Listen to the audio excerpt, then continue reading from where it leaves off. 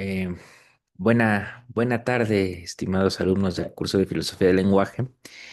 Eh, eh, He preparado esta breve grabación a manera de cierre y contextualización del curso que hemos llevado.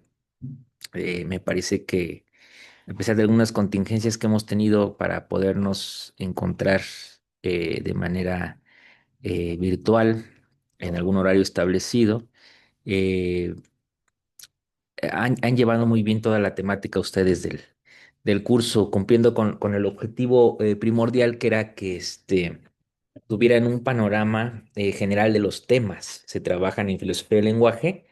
Si bien no esperábamos que la comprensión fuera, a, digamos, muy integral o global o de excesiva profundidad, porque son temas complicados que sobre todo requieren una seriación, una formación previa en el ámbito de la lógica, ¿no? Una contextualización ahí por algunos conceptos y en el ámbito de la semántica. eh, Tras revisar ya sus recursos, sus actividades, creo que se ha cumplido el objetivo de que tengan este panorama general, ¿no? De los problemas que atañe el campo de la filosofía del lenguaje, ¿no? Em, ya están disponibles el total de sus calificaciones, ¿no? De los trabajos que hemos considerado para evaluación en este curso. Ya están sus calificaciones finales en el sistema, a favor de revisarlas. Y bueno, a manera de cierre vamos a dar un repaso de algunos temas que quedaron por ahí un poquito exigiendo alguna continuidad, ¿no? Eh, Uno de ellos es el de condiciones de verdad, referencia y el de creencias en términos de lenguaje, ¿no? Eh, el tema de condiciones de verdad está relacionado con el tema de los mundos posibles, que son en el ámbito de la lógica. Entonces, hay un campo que estudia esta problemática, que es el de la semántica intencional, que lo que se va a dedicar es estudiar básicamente el significado de las expresiones lingüísticas en relación con escenarios alternativos al mundo real, ¿no? Que eso es lo que se denomina mundos posibles. Es decir, las condiciones de verdad de una oración se van a definir entonces, especificando en qué mundo posible la oración es verdadera o falsa. De esta manera, el significado de una proposición va a depender no solo de la actualidad o de su realidad en el mundo externo, ¿sí? Sino de cómo podría ser esta realidad en distintas circunstancias hipotéticas, ¿no? Esta es la noción de mundo posible. Enfoque que nos va a permitir analizar fenómenos extralingüísticos más metafísicos como necesidad, posibilidad y contingencia dentro del lenguaje, básicamente, ¿no? Ahora, hay una noción que es muy importante para la cuestión de los mundos posibles, que es la de los designadores rígidos, sobre todo asociada a la figura de Saul Kripke, matemático, filósofo del lenguaje, que nos dice que hay unas expresiones que refieren al mismo objeto en todos los mundos posibles, donde ese objeto existe, y estos son los designadores rígidos, ¿no? Para Kripke, por ejemplo, los nombres propios son designadores rígidos porque no importan del contexto o mundo posible, siempre refieren al mismo individuo. Por poner un ejemplo, Miguel Hidalgo siempre es la misma persona en cualquier mundo posible donde él exista, independientemente de las características o hechos asociados a este mundo posible. Hay un ejemplo de Thomas Kuhn que va a contradecir un poquito en su polémica con Quine esta condición de los designadores rígidos en términos de decir que el lenguaje, si bien no depende de contextos particulares, sí debe analizarse desde una perspectiva histórica, donde histórico quiere decir, donde la palabra histórico tiene un matiz ontológico extralingüístico justamente. Es decir, este ejemplo es el de preguntarse si en el planeta Venus, Marte, etcétera, en caso de existir una eh, eh, en caso de existir una entidad o una materia que es igual al agua, ¿no? Como en el caso de la Tierra, pero no se llama agua ya, ¿sí? Es decir, que tiene moléculas de hidrógeno, de oxígeno, pero no tiene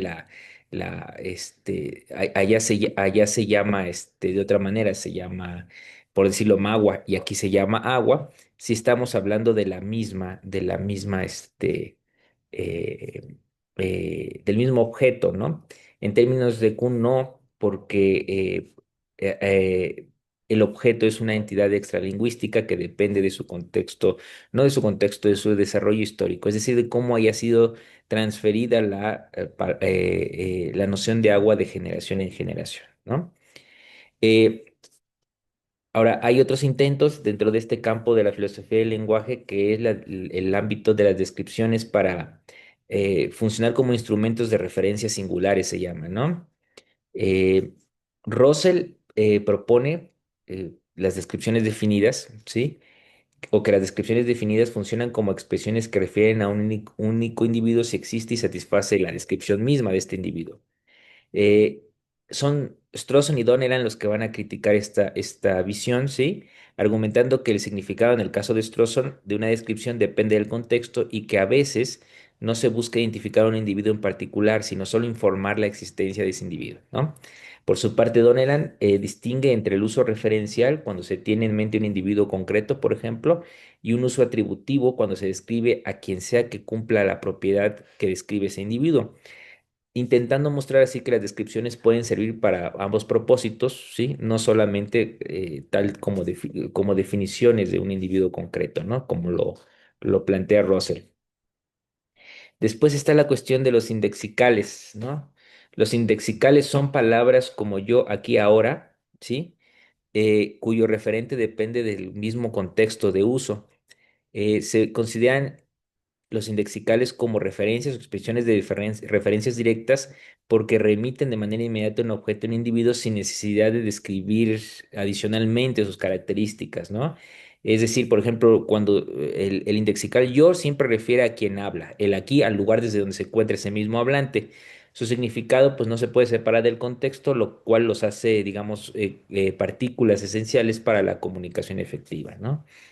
Después, por último, en este aspecto de la intencionalidad están las cuestiones de las creencias, y más particularmente las creencias autolocalizantes, las cuales son aquellas en las que el sujeto no solo crea algo sobre el mundo, sino sobre su propia posición y situación dentro del mundo. Por ejemplo, cuando decimos estoy en la Ciudad de México, esto implica una referencia directa ya a la ubicación del hablante. Eh, en el ámbito de la filosofía del lenguaje, esto va a ser importante porque las creencias pueden cambiar sin que cambien los hechos del mundo, según en el ámbito de la filosofía del lenguaje, solo porque el sujeto adquiere nueva información sobre sí mismo o sobre su ubicación temporal o espacial, ¿no? Ok. Eso con respecto al tema de la intencionalidad en el lenguaje. Después quedó por ahí pendiente un poquito de Wittgenstein que ya habíamos abordado, ¿no? Eh, en general, la concepción wittgensteiniana del lenguaje propone que el significado se basa en su uso dentro de formas de vida y juegos lingüísticos. El lenguaje, en este sentido, no solo es una representación de objetos o ideas, sino una práctica social donde las palabras adquieren cierto sentido en el contexto de las actividades humanas. Entender un término así implica básicamente comprender cómo se emplea cotidianamente y no solo la definición formal del término. Hay algo que se llama el argumento escéptico, asociado con Wittgenstein y con Kripke, básicamente, que lo que hace es cuestionar la posibilidad de seguir reglas de manera privada, ¿no? Sugiere que no hay una garantía absoluta de que se interprete una regla de la misma manera que otros, lo cual lleva a una duda sobre la objetividad y certeza justamente del significado y en el uso del lenguaje, ¿no? Ahora, esto nos lleva a la cuestión de las reglas, ¿no? Es la crítica de Chomsky a Wittgenstein, ¿sí? Puesto que Wittgenstein sostiene que el seguimiento de reglas es una práctica social, Chomsky defiende la existencia de una gramática universal innata en la mente humana, viendo así el lenguaje como un sistema formal estructurado, al contrario de Wittgenstein, ¿no? Que lo interpreta como la aplicación de las reglas mismas, ¿no? no el seguimiento. Entonces, mientras Chomsky busca de una manera un tanto kantiana el seguimiento de las reglas, del individuo, las reglas, el lenguaje como una especie de concatenación entre lo que hace el individuo, su acción y la regla, Wittgenstein lo ve desde el punto de vista de la aplicación de la regla como tal, ¿no? Este debate va a girar entonces en torno a las reglas, si las reglas del lenguaje son externas o sociales o internas y cognitivas, ¿no? Retomando lo que decíamos de Quine, esto lo lleva a la noción de la indeterminación de la traducción radical. Eh, Quine plantea básicamente que al intentar traducir un idioma completamente desconocido, esta es la traducción radical, existen múltiples maneras válidas de correlacionar palabras y frases, eh, lo que cual conduce a lo que va a llamar como el fenómeno de la indeterminación de la traducción.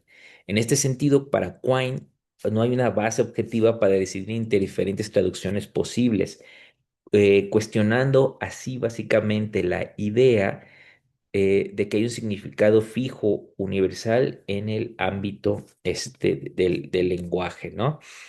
Eh, de aquí va a retomar Kuhn después para mostrar la importancia de que los fundamentos del lenguaje, de la transmisión del lenguaje, está justamente en la generación de nuevas palabras, por decirlo de algún modo, que llenan los huecos que se pierden cuando intentamos traducir entre lenguajes, justamente, entre lenguajes eh, distintos.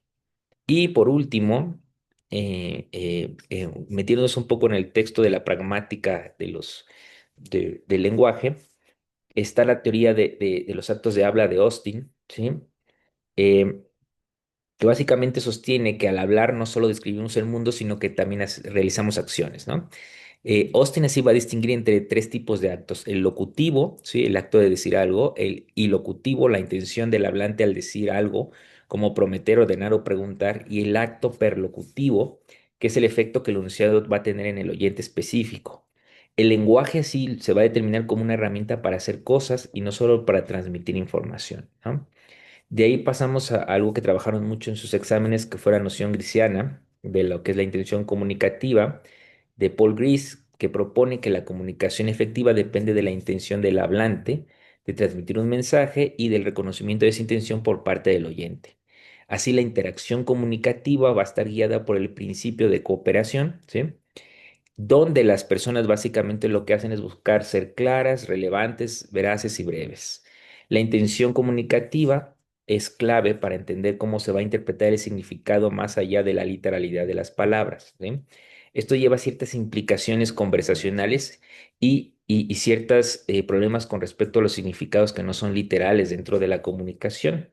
Las llamadas implicaturas conversacionales, vamos a ponerlo así, también aporte de Gris, se refiere a los significados adicionales que infieren o que se infieren en una conversación, aunque no se expresen de manera explícita, ¿no? Por ejemplo, si alguien dice hace frío aquí, podría estar implicando que quiere que se cierre la ventana.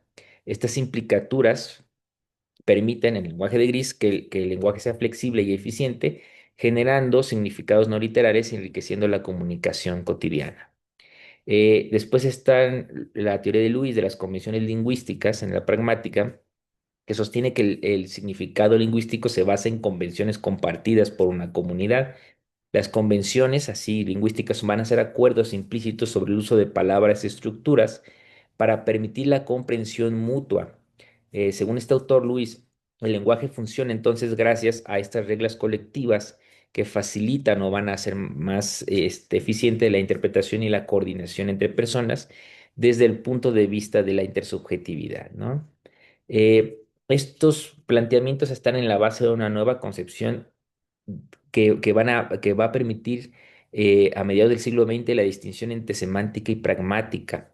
Esta frontera, es decir, el de la semántica considerada como el significado literal de las expresiones y la pragmática como el significado en el contexto, cada vez se va perdiendo más, ¿sí? Se reconoce entonces que el significado de los enunciados va a depender tanto de su estructura como del contexto en el que se produce, lo que da lugar a ciertas propuestas que sugieren una interacción más estrecha en ambos niveles, que corresponde a final de cuentas a distinguir los niveles entre acción y recepción del lenguaje, ¿no? Y a considerarlo más allá de la emisión de un de una intención, a la recepción de un mensaje desde el punto de vista de su intención y no tanto, vamos a ponerlo así, de un elemento o de o de un objeto que se quiera poner en la mente de otra persona, ¿no? De un constructo del conocimiento, sino básicamente de la relación humana a través de la noción de intención, ¿no? De lo que yo quiero con respecto a otro. Esa es la idea que va a empezar a premiar en la filosofía del lenguaje en la segunda mitad del siglo XX con esta cada vez menos separada relación entre semántica y pragmática. Prueba de esto es la emergencia de teorías de la relevancia como la de Sperber y Wilson, por ejemplo, en donde la comunicación se guía por la búsqueda justamente de la relevancia en términos de lo que las personas tienden a interpretar de la manera más importante para ellas posibles, maximizando la información obtenida a partir del menor esfuerzo cognitivo, ¿no? La interpretación va a ser, bueno, esto va a hacer que la interpretación dependa entonces de factores contextuales y de las expectativas de quienes participan en las conversaciones. Después va a haber posiciones contextualistas, ¿sí? Que sostendrán que el significado de muchos enunciados va a depender del contexto en el que se usan, argumentando que la semántica sola no basta precisamente para la determinación del significado total de una oración, sino que hay que considerar la situación, las intenciones y los conocimientos compartidos entre los hablantes. Eh, bueno, por último, vamos a ponerlo, esto da al debate entre contextualismos y relativismos, ¿no? Mientras el contextualismo pues enfatiza la influencia de la situación en la interpretación de los significados, el relativismo sostiene que la verdad o el valor de ciertos enunciados varía, ¿sí? Según los parámetros contextuales establecidos por quienes hablan y escuchan. Estas perspectivas van a ofrecer alternativas a la visión tradicional de significados fijos y universales, permitiendo subrayar sobre todo la flexibilidad y variabilidad inherente a los lenguajes naturales. Entonces, y con esto cierro, esta sería la conclusión del curso. La historia de la filosofía del lenguaje va del análisis del lenguaje, de los lenguajes especiales para construir conocimiento, a los lenguajes naturales se sitúan en la comprensión más bien de las relaciones intersubjetivas, ¿sí? eh, del día a día, de las relaciones intersubjetivas bajo las cuales se construye la sociabilidad humana, ¿no?